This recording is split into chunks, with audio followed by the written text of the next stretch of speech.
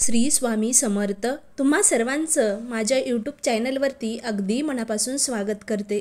तुमच्या मनातील सर्व काही चांगल्या इच्छा स्वामी महाराज नक्की पूर्ण करो हीच स्वामींच्या चरणी प्रार्थना करते आणि आजच्या व्हिडिओला सुरुवात करते। तर आजचा व्हिडिओ खरंच खूप महत्त्वाचा आहे। सर्व मंगल मांगल्ये शिवे सर्वार्थ साधिके शरण्ये त्र्यंबके गौरी नारायणी नमस्तुते।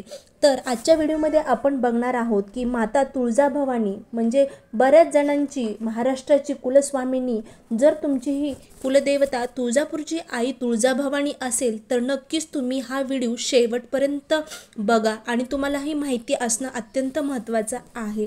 महाराष्ट्रातील 3.5 शक्तिपीठापैकी श्री तुळजाभवानी देवीचे तुळजापूर हे क्षेत्र एक आहे।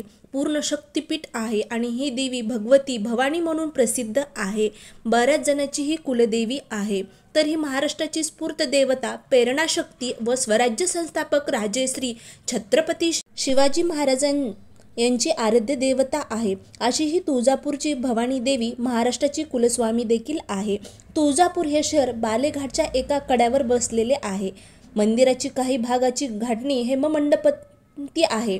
श्री तुळजापूरची तुळजाभवानी मंदिरात 2 प्रवेशद्वार आहेत। प्रवेश करण्यासाठी 2 मोठे प्रवेशद्वार आहेत। एक प्रवेशद्वार राजे शहाजी महाद्वार तर दुसरे दरवाजाला राजमाता जिजाऊ महाद्वार असे नाव देण्यात आलेले आहे।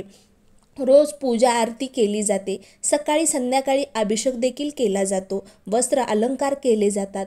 तसेच श्री आई तुळजाभवानीला रोज सकाळी संध्याकाळी नैवेद्य दाखवला जातो। पण तो नैवेद्य कशा प्रकारचा असतो, त्याचबरोबर दसऱ्याला देवीला मांसाहाराचा नैवेद्य का दाखवला जातो हेच आपण या व्हिडिओमध्ये जाणून घेणार आहोत। तर दररोज देवीला सकाळी आणि संध्याकाळी सर्वात प्रथम भोपे यांच्या घरचा गोड भाताचा नैवेद्य दाखवला जातो।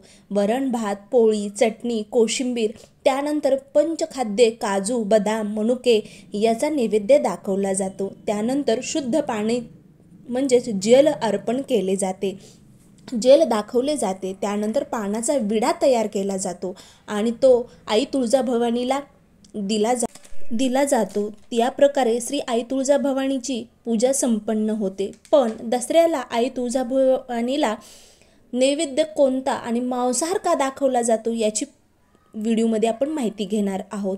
तर या नैवेद्यानंतर तुळजाभवानीला मांसाहार नैवेद्य दाखवण्याची प्रथा आहे। पण देवी हा नैवेद्य कसा चालतो यामागे एक कथा आहे।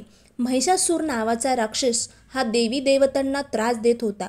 तेव्हा सगळे देवदेवता एकत्र आले आणि त्यांनी ब्रह्म, विष्णू, महेश या 3ही देवांकडे मिळून विनंती केली वाचवण्याची आणि ब्रह्म, विष्णू, महेश यांच्या तेजाचा प्रकाश केला व त्यांनी तेजाच्या प्रकाशाने तुळजाभवानी साकार झाली।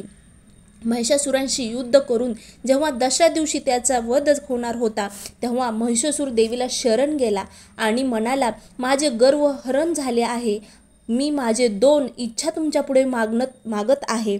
पण म्हणजे महिषासुराने त्याची पहिली इच्छा सांगितली ती म्हणजे देवीच्या अगोदर त्याचं नाव घ्यावं आणि दुसरी इच्छा सांगितली ती म्हणजे त्याला आवडतं ते मांसाहार नैवेद्य दाखवला जावा।